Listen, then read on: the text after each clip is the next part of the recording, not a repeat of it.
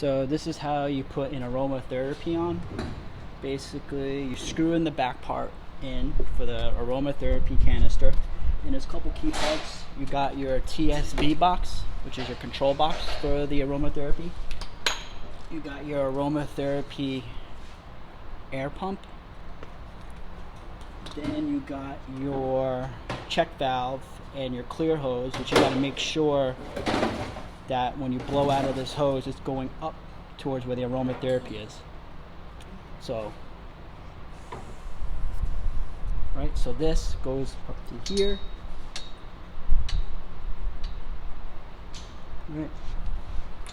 And then this piece will connect another clear hose, like this.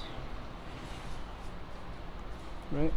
And then this will connect into the little air pump. Right. And then this will connect into your control box. And then this will go connect into your electronic button. See?